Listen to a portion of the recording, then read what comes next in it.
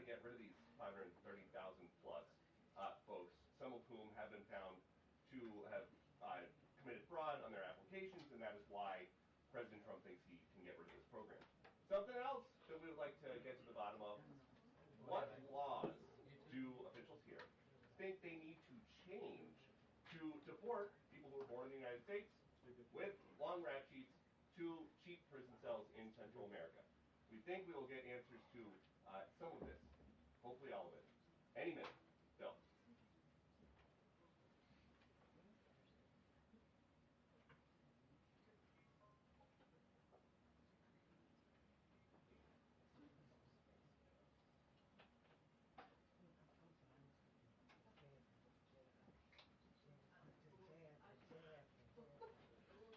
Thank you, Misha. Don't steal my question. I was going to say, what are you going to ask? No idea. Wing it. Yeah, it is crazy. I did. Yeah, let's do the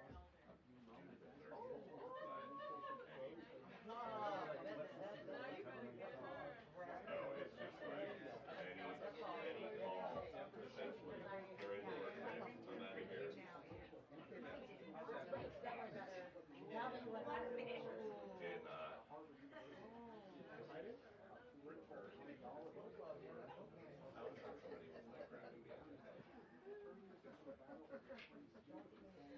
I was on somebody was like grabbing me. Yeah, that's maybe. I'll work it out.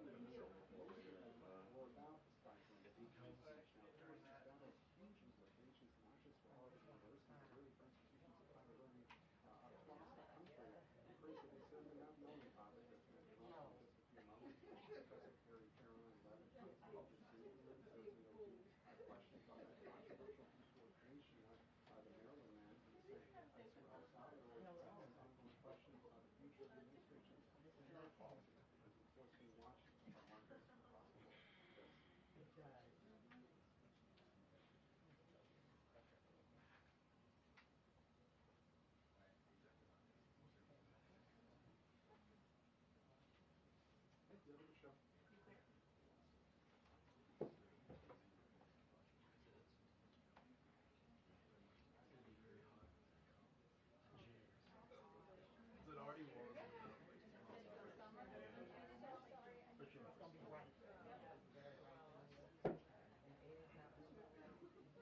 Yeah, we should.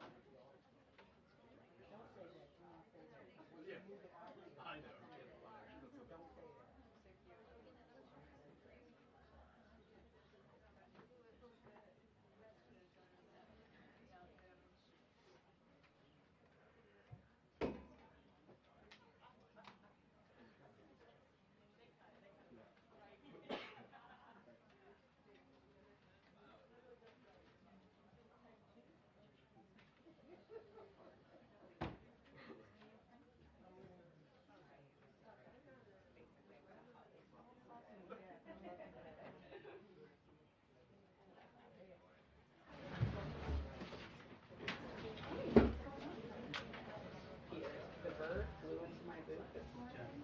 Watch out. I feel like it's like a 1 in a million chance that it happens, but then once it happens once, it's going to happen all the time. No, it happened to Kelly from News Nation. I was like 20 seconds out when that happened to you, and my eyes were like, I was like so scared. Is that bird? Yeah, the bird. Oh, we have to look at it right now. Yeah, it's working. Peter handled it extremely well. I would not have handled it that well. It was so good. I have no idea. That bird knew not to come to me. Years ago, a mouse fell into the ground from the ceiling. So. Is it caught on video? Yeah. No, that's yeah, the bird thing too. What's great about that though too, it was like 15 seconds on cam. They were trying to take it out. See there? Yeah. Right on. Yeah, that was worth it. Right on. Oh yeah. I did not like that at all. It felt like just somebody pulling my hair over. How'd you know it was a bird? Because I could see our hair. Otherwise, I would have thought I was being attacked. I would have, yeah, gone down. Never happened when Commander Buddy was here to hear all the critters or what? I'm monochromatic. I know. We're kind of matching. It's like fading.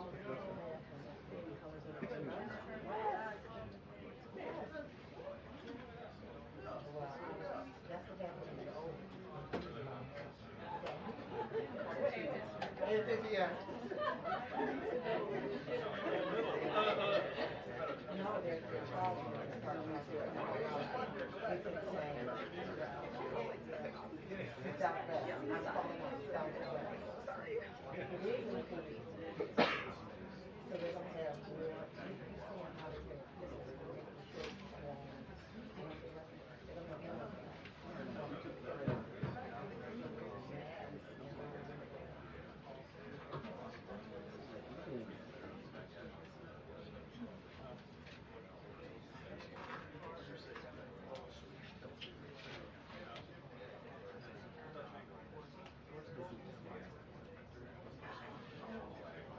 No.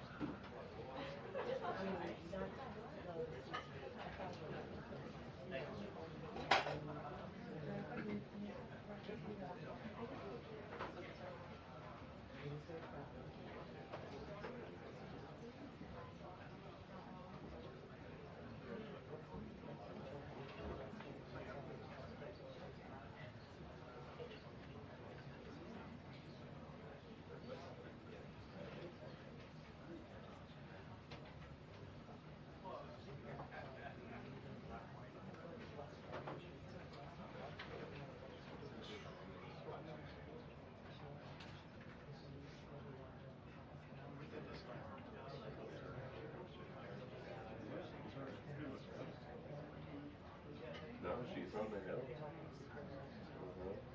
Yeah. Her last time, her walking the road. So we all left at the time. I was scared. We were looking at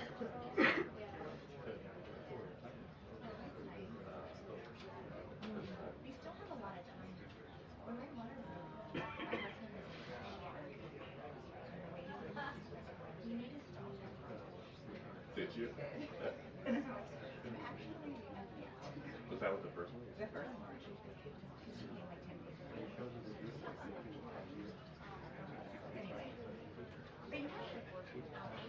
Yeah. Yeah. And, I don't think it's quicker with the second one, but we're within, I mean, she's 30. Trying to figure out if it's, yeah. Yes. Attention, the press briefing will begin in 10 minutes.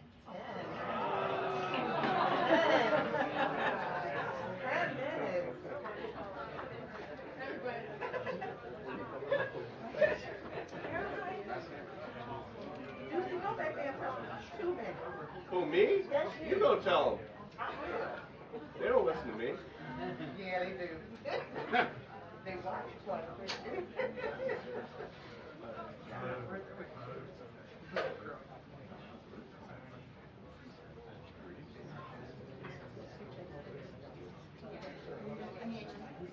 But I mean, Your body's like so long.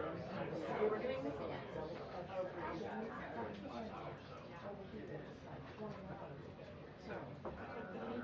Oh, right. yeah.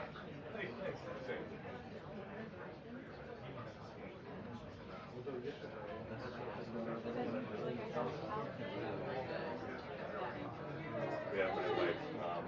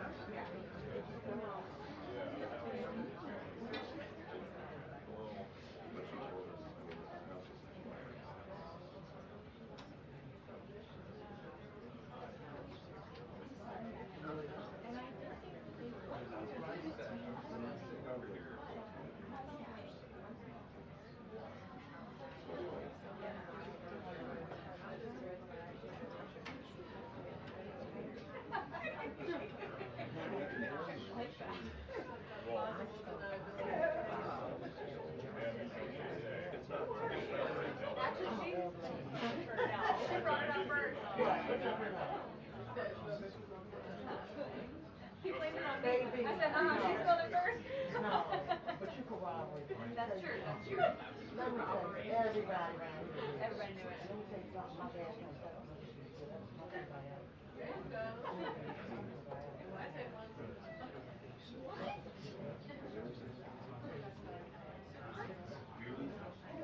Good, but everybody was kidding.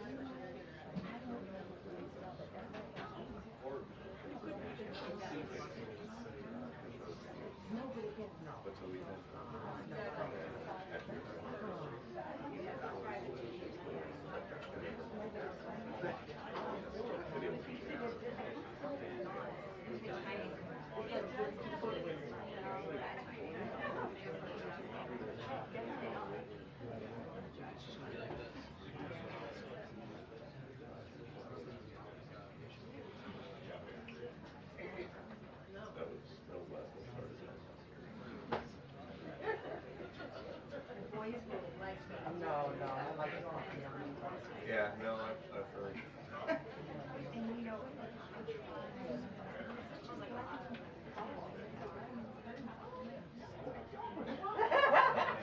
Probably some middle ground there.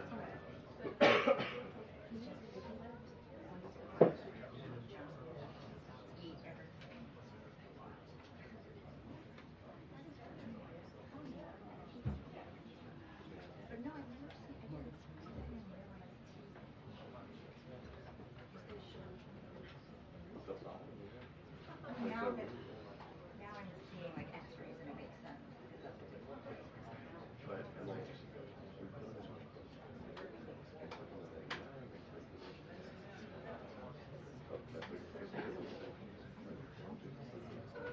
They speak. Nobody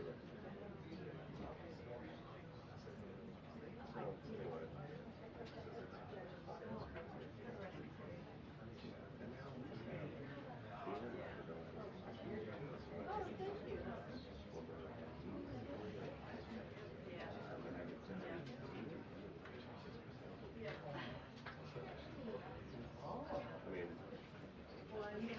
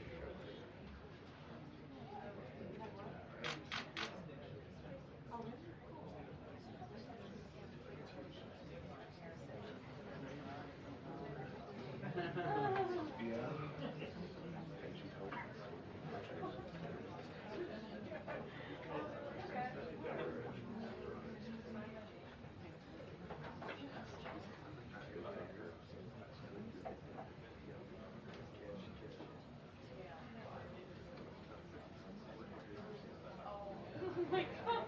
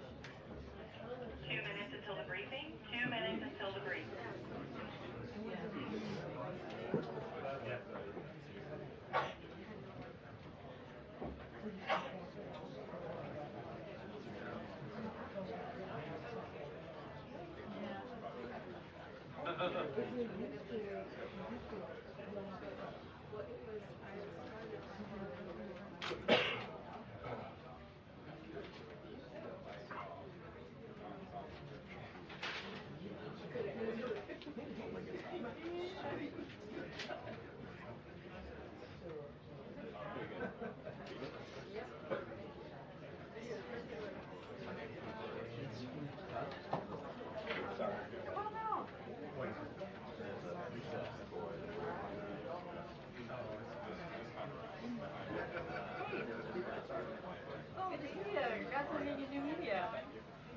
Shake her around.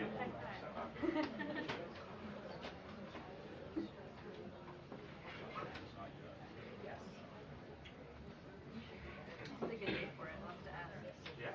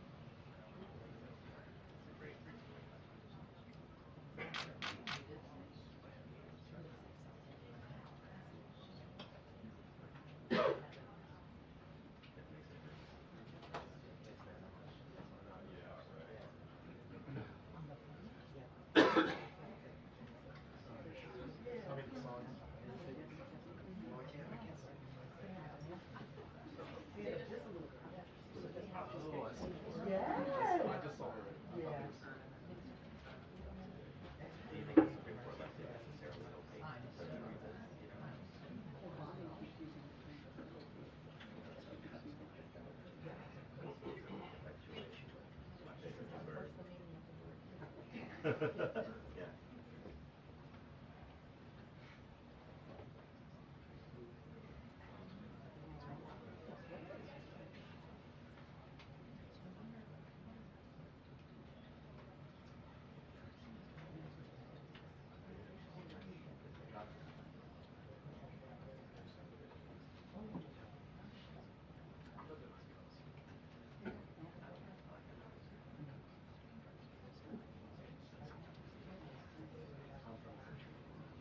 Yeah, interpretation.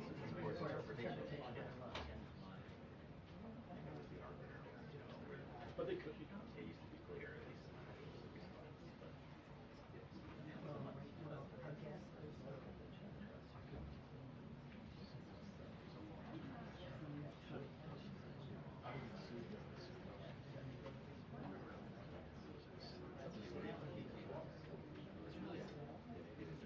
Sure.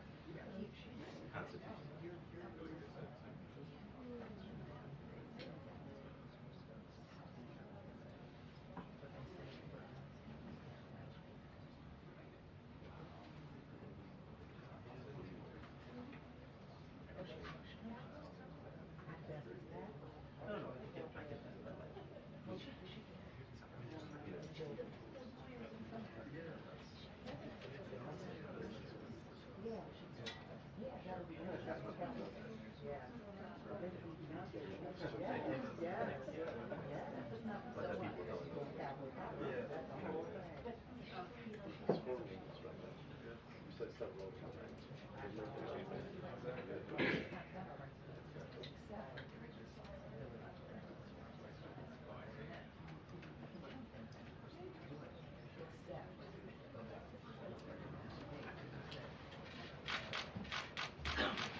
Good afternoon, everybody.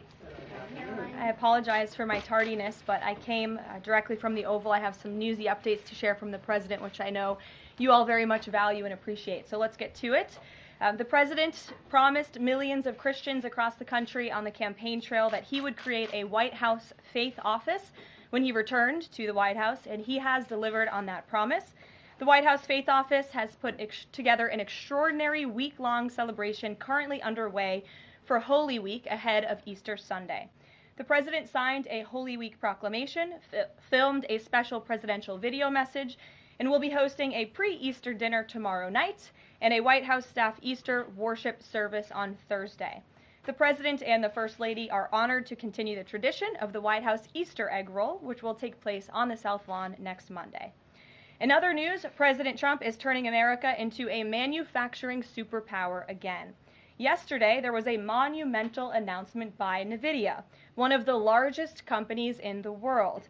This is just the latest example. For the first time ever, chip-making giant NVIDIA will produce AI supercomputers entirely in the United States, as part of its pledge to produce $50 billion worth of AI infrastructure in our country over the next 4 years.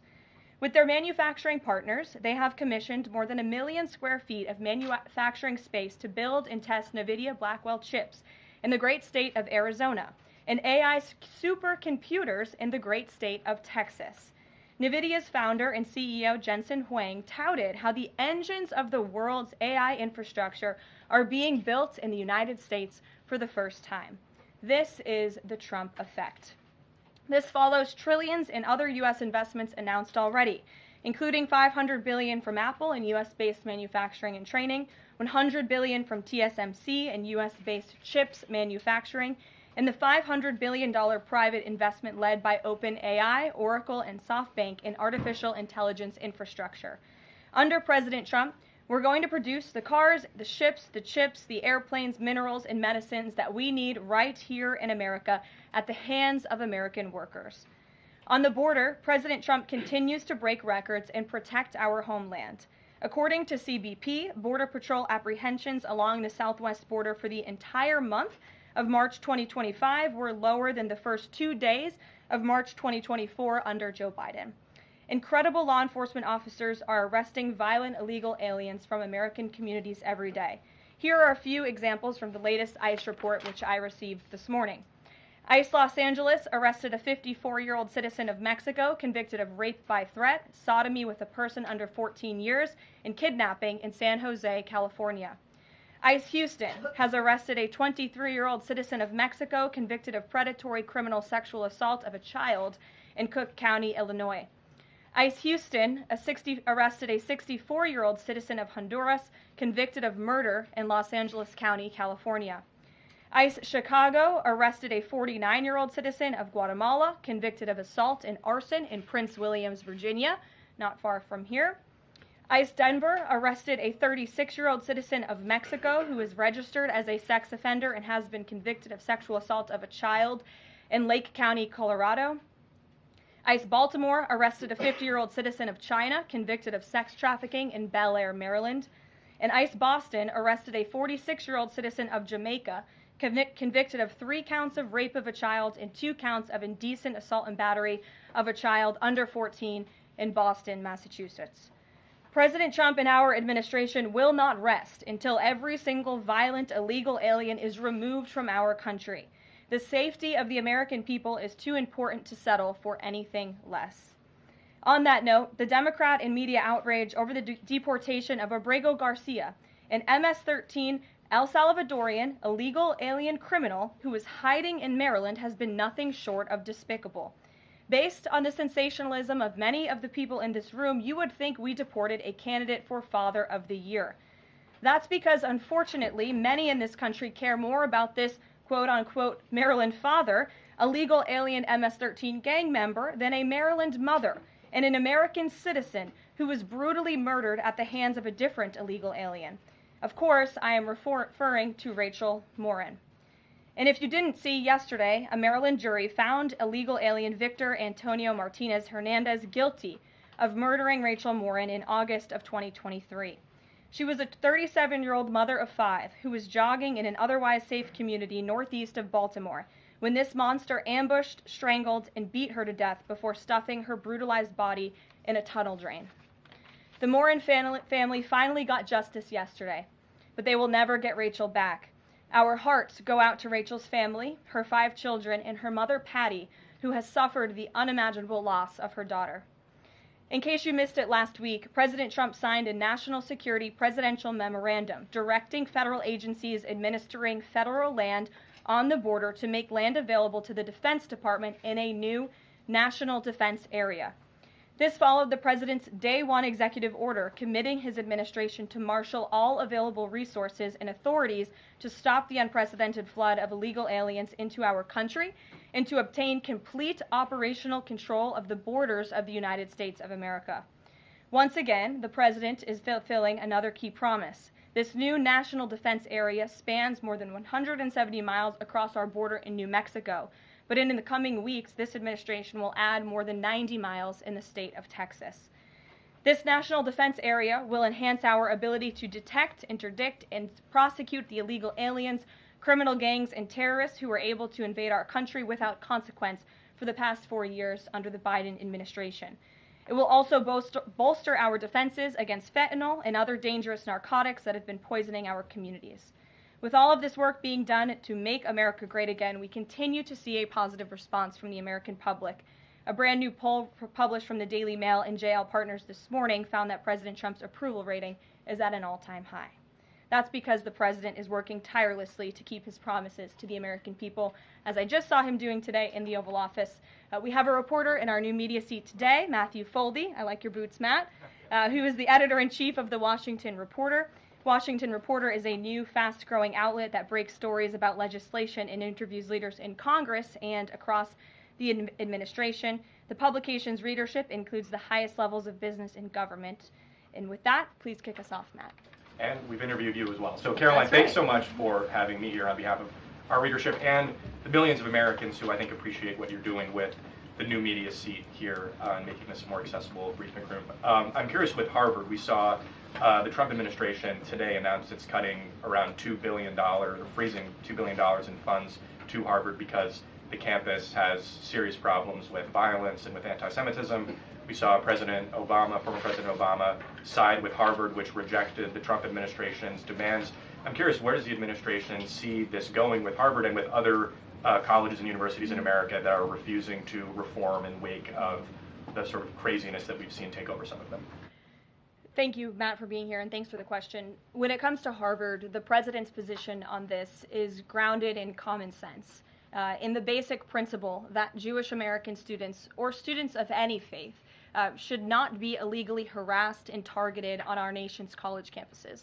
And we unfortunately saw that illegal discrimination take place on the campus of Harvard. There are countless examples to prove it, particularly with the stunning confession by then Harvard President Claudine Gay, who said that bullying and harassment depended on the context. The president at that time made it clear to the American public he was not going to tolerate illegal harassment and anti-Semitism taking place in violations of federal law. So the president made it clear to Harvard, follow federal law, no longer break Title VI, which was passed by Congress to ensure no student can be discriminated against on the basis of race, and you will receive federal funding. Unfortunately, Harvard has not taken the president or the administration's demands seriously. All the president is asking, don't break federal law, and then you can have your federal funding. I think the president is also begging a good question.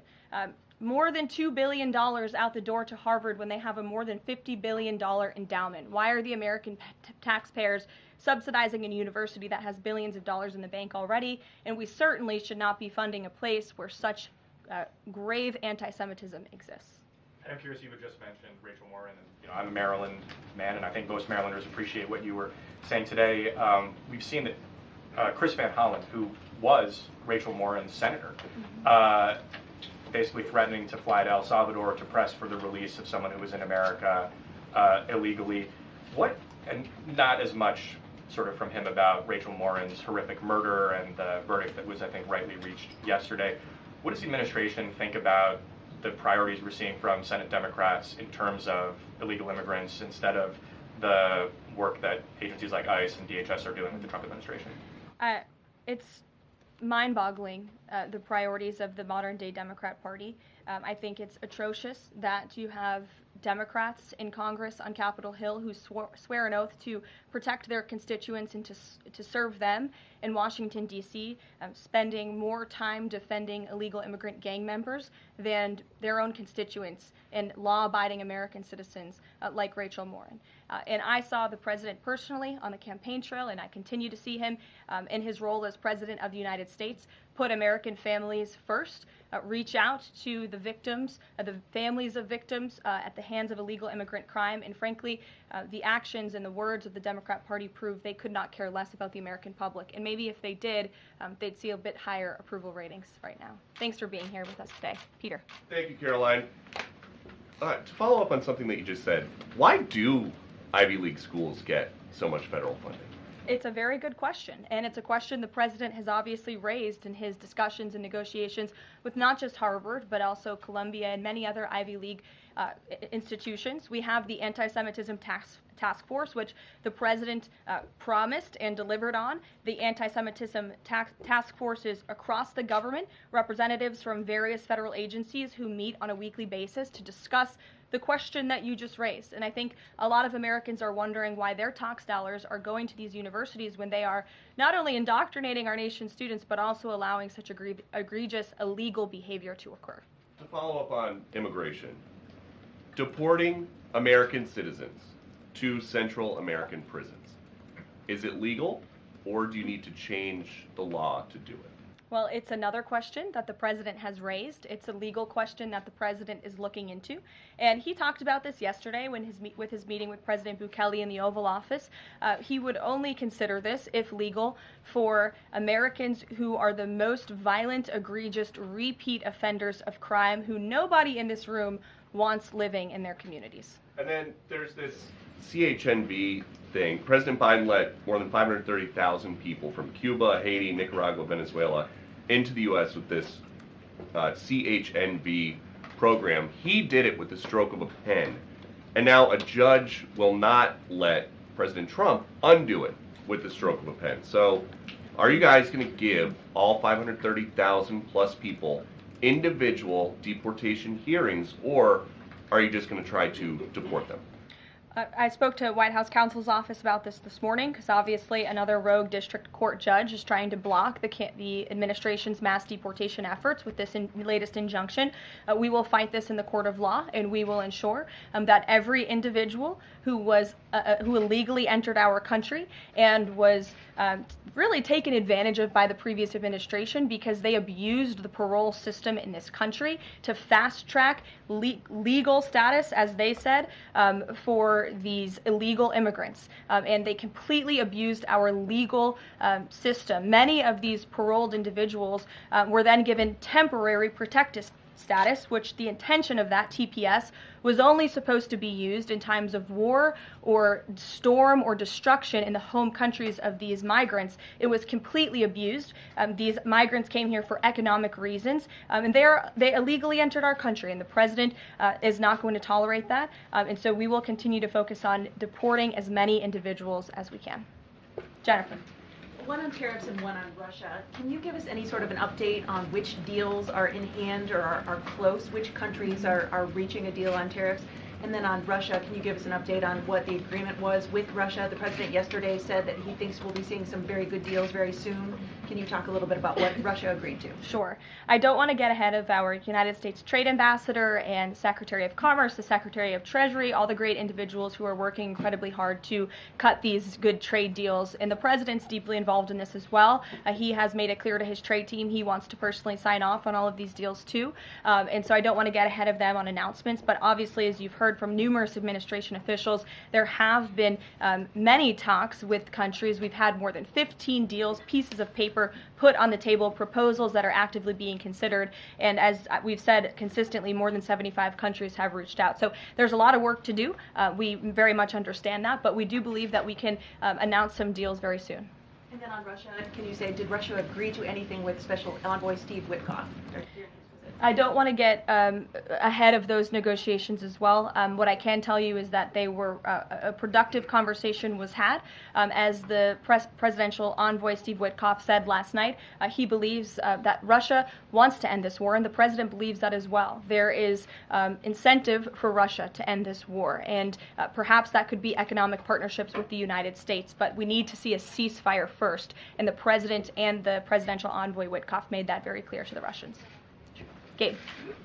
Thank you, Caroline. And Yeah. I also want to thank your press office for releasing that information that you cited up there regarding the ICE arrests over the last couple of days. And I have them right here, but what I might ask is, why not release the same information for those who were deported to El Salvador? Well, first of all, the information was released by the Department of Homeland Security. The individuals on the flights to El Salvador are foreign terrorists, and those are counterterrorism operations. They are much different than the arrests and final order of removals that you see on a day-to-day basis that law enforcement agents are conducting around the country. That information was not, to that detail, was not released by DHS, though. I just told you the reason. It was a counterterrorism operation, a deportation of foreign terrorists, not illegal criminals who have been convicted of heinous crimes living in our American communities. It's two different things. Foreign terrorist, illegal immigrant criminal, two different things, two different definitions. You should look them up. Christian, go ahead. Yeah, thanks, Caroline. Does the president support raising the corporate tax rate to pay for all these other tax cuts he wants to see move through Congress? Look, I've seen this idea proposed. I've heard this idea discussed, but I don't believe the president has made a determination on whether he supports it or not. And then secondly, do you have any information on the status of Eden Alexander? Hamas says they lost contact with the unit guarding him following an Israeli airstrike earlier today. I don't have updates. I have not seen that report, but I can certainly check in with our National Security Council. I have spoken to the president about Eden Alexander, and he's made it very clear to our national security team that finding him is a priority, but unfortunately I don't have any updates to share. But it's a very important matter, and certainly we can check in. Sure. Hi.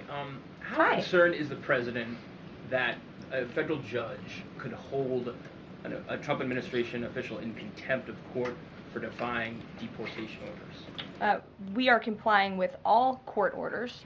So I see what you're trying to do there with that question, but we're very confident that every action taken by this administration is within the confines of the law, and we continue to comply with the court's orders. And you have seen that, and the president made that clear yesterday in the Oval Office with President Bukele.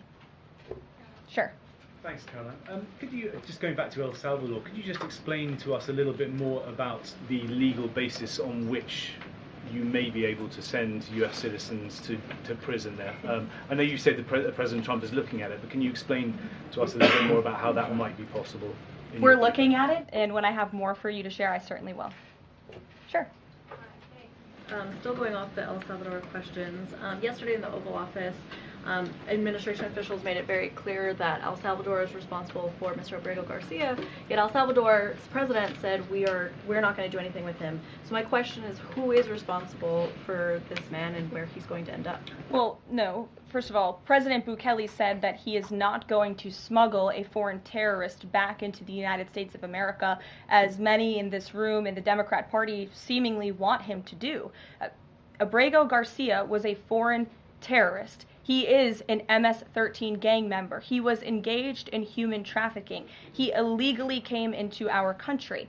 And so deporting him back to El Salvador was always going to be the end result. There is never going to be a world in which this is an individual who's going to live a peaceful life in Maryland, because he is a foreign terrorist and a MS-13 gang member. Not only have we confirmed that, President Bukele yesterday in the Oval Office confirmed that as well. So he went back to his home country, where he will face consequences for his gang affiliation and his engagement in human trafficking. I'm not sure what is so difficult about this for everyone in the media to understand, and it's appalling, truly appalling, that there has been so much time covering this alleged human trafficker and this gang member, MS-13 gang member. It's truly striking to me. Karen. Thanks, Caroline. The president was posting on Truth Social today about helping American farmers. And last week in his cabinet meeting, he was talking about a plan to work with farmers to retain workers who are in the U.S. illegally, provided that they leave and then come back through what he said would be a legal process. Can you give details on what that would look like, how many workers he's talking about, how long a plan like that would take to implement, and the timeline for more details on getting this actually to implementation? I can check in with our immigration and our policy team and get you some more details on that, Karen. And is this something he wants to roll out soon? I mean, he was talking back and forth with Secretary Rawlings. Right. This is kind of imminent that he wants to do this. Yeah, look, the president is in constant communication with all of his cabinet secretaries, particularly Secretary Rawlings, who has the backs of American farmers and ranchers. It's something that he spoke about with her in the front of all the cameras in the cabinet room, but I'll check in with not only our immigration team, but also with USDA, and we'll get you an answer. Jonathan. Hi, Caroline. Hi, it's good to see you in here. You too. The president has long said that it would be an abuse of power for a president to direct prosecutors to investigate him. Last week, President Trump explicitly directed the Justice Department to scrutinize Chris Krebs to see if it can find any evidence of criminal wrongdoing. How is that not an abuse of power to direct the Justice Department to look into an individual, a named individual? Look, the president signed that executive order. It's the position of the president in this White House that it's well within his authority to do it. Otherwise, he wouldn't have signed it. And he signed it, and that's his policy. Jeff, how you doing? Fine, thanks, Caroline. A follow-up on Harvard. The president floated on Truth Social, I believe, the possibility of removing tax-exempt status. How serious is that threat, and are there other universities he's considering? And then a follow-up question on foreign policy. Can you give us an update on what the president hopes to come from the next round of talks with Iran? Sure. First, when it comes to Harvard, as I said, the president has been quite clear they must follow federal law. He also wants to see Harvard apologize, and Harvard should apologize for the egregious anti-Semitism that took place on their college campus against Jewish American students. There were professors who said that he had engaged in discriminatory behavior against Jewish students. Of course, you had the former president of the university saying bullying and harassment depends on the context.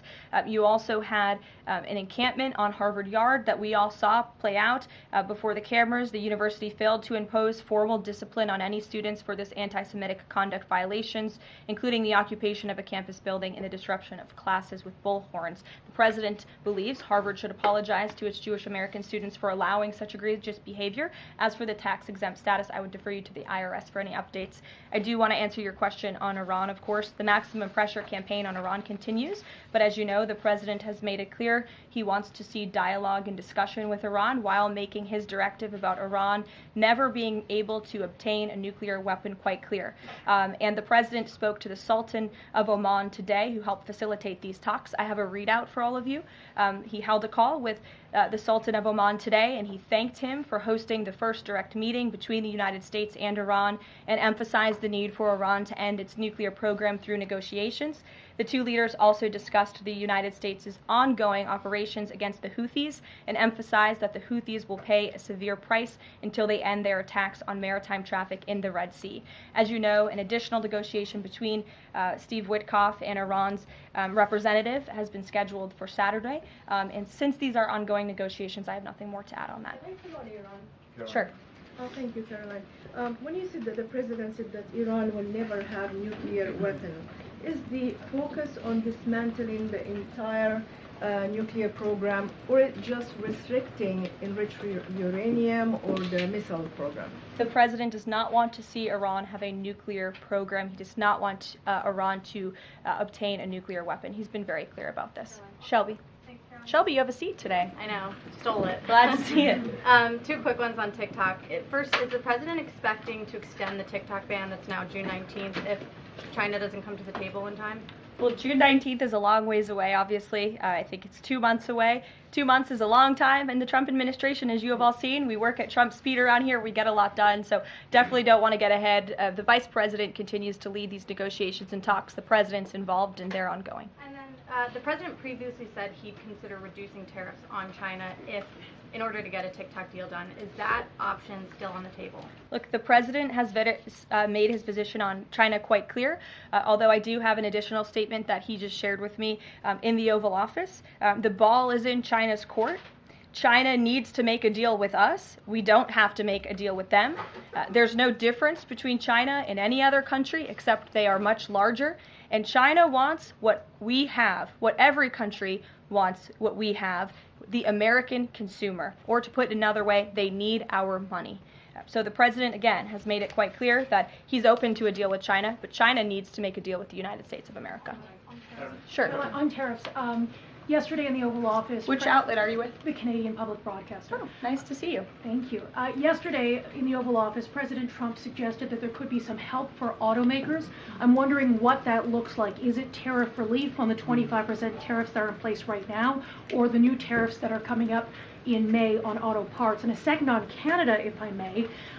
President Trump's tone when it comes to Canada-U.S. relations, Canadians have noticed it's shifted a bit in the past few weeks. Ever since the election campaign started, he stopped talking about Canada becoming the 51st state, at least publicly. I'm wondering if that's on purpose and why. I would reject the president's position on Canada has shifted. Perhaps he just hasn't been asked about Canada by questions from this group in the Oval Office when they see him almost every day, but the president still maintains his position on Canada. The United States has been subsidizing Canada's national defense, and he believes that Canadians would benefit greatly from becoming the 51st state of the United States of America. As for autos and auto parts, I don't have anything to read out for you there, but I think the point the president was making is flexibility, and he has flexibility when it comes to negotiations and talks, but ultimately his goal in his fair trade deals that he is pursuing with many countries around the world is to put the American worker first. And we had automakers and auto workers here at the White House on Liberation Day who believe in this president and his negotiating ability to put them first and to bring those jobs back to the United States of America. And the president's been very clear about that in his conversations with the automakers as well. Deanna, go ahead. Thanks, Caroline. One on Ukraine and one on China. On Ukraine, this past weekend, Zelensky offered an invitation to President Trump, extending an offer for him to visit Ukraine. Just wondering if there's any update on that. Has Trump seen that offer and what he's thinking about? I don't know. Actually, I haven't talked to the president about that, or if he saw Zelensky's offer. I'm sure he did. I haven't spoken to him about it. I can ask him what he thinks. I certainly don't have any plans to share on a potential trip to Ukraine, though. And then on China, this last week, Chinese officials were posting videos on, social media sites depicting Trump, J.D. Vance, Elon Musk, in AI-generated videos working in factories, putting together Nike shoes and iPhones and products like that. Does the White House, have they seen these videos? Do you guys have a response to that? I have seen the videos. I'm not sure who made the videos or if we can verify the authenticity, but whoever made it clearly does not see the potential of the American worker, the American workforce. The president believes in the American people, and he knows that we have the best not only consumer base in the world, but also the best workforce in the world, and that's why he's so focused on bringing investments home and shoring up our critical supply chains and bolstering our manufacturing here as well. Brett. Thanks, Caroline. Would the president support a ban on members of Congress trading stocks? I'm certain that's something the president would be interested in looking at, and I can ask him if he would support such a bill. Sure. Yes. I have a question about the president's post from this morning on farmers. He asked farmers to be patient and just hold on. But a lot of farmers that I've talked to in the last week or so have said, they're in the middle of spring planting season, and that a trade war makes everything sort of up in the air. What would his message to them be? And also, is there anything specifically planned to provide relief like in President Trump's last term? Yes, well, relief is being considered. The Secretary of Agriculture, I know, has spoken to the president about that, and again, it's being considered. And as for the president's message to the farmers, he put it out himself. He could speak for himself much better than I can speak for him, and so I would just direct you to the statement he had telling the farmers again and reiterating his support for them and that he has their backs, which he certainly does. Kelly, in the back. Thanks, Caroline. 2 questions. The first one, a Georgia man was just arrested over alleged threats to kill Director of National Intelligence Tulsi Gabbard. Reportedly, there is now increased security around the FBI Deputy Director. Can you talk about the level of threats against various administration officials, and then a second one on Biden? I'm sorry to hear that. I had not seen that report. It's very unfortunately, and obviously the White House, the president, and the entire administration condemn any threats of violence against any administration officials or public officials on both sides of the aisle here in Washington, D.C. It shouldn't be tolerated, and we commend the local law enforcement agencies for arresting this individual. Former President Biden, he's set to deliver his first major speech since leaving office tonight. He plans to talk about what I'm told will be Social Security under the current administration, closing of offices, longer wait times, harder for seniors and people with disabilities to access earned benefits, is what Democrats have been saying today. I wanted to get the president's response, or if he plans to respond to this, and comments on what Democrats are calling cuts to Social Security? My first reaction when seeing former President Biden was speaking tonight was, I'm shocked that he is speaking at nighttime. I thought his bedtime was much earlier than his speech tonight. I understand the topic of his speech will be Social Security. Let me make it very clear ahead of former President Biden's remarks. President Trump, is absolutely certain about protecting Social Security benefits for law-abiding, tax-paying American citizens and seniors who have paid into this program. He will always protect that program. He campaigned on it, he protected it in his first term, and he's back again to continue protecting it. On the topic of Social Security, I have some news before I let you all go. Later this afternoon, the president will be signing a presidential memorandum aimed at stopping illegal aliens and other ineligible people from obtaining Social Security Act benefits. The memorandum will direct the administration to ensure ineligible aliens are not receiving funds from the Social Security Act programs. It will expand the Social Security Administration's fraud prosecutor program to at least 50 U.S. attorney offices and establishes a Medicare and Medicaid fraud prosecution program in 15 U.S. attorney offices. The memorandum will also require the Social Security Administration Inspector General to investigate earning reports for individuals aged 100 or older with mismatched Social Security records to combat identity theft. And the memorandum will direct the Social Security Administration to consider whether to reinstate the use of civil monetary penalties against individuals who engage in Social Security fraud, an effort that has been paused for several years. These taxpayer-funded benefits should be only for eligible taxpayers. And President Biden should think about what he did in his last term, which is allow tens of millions of illegal people into our country, many of whom were fraudulently receiving these benefits. So you'll hear from the president on that later, and we will see you later in the East Room. Bye, guys. Thanks, Caroline.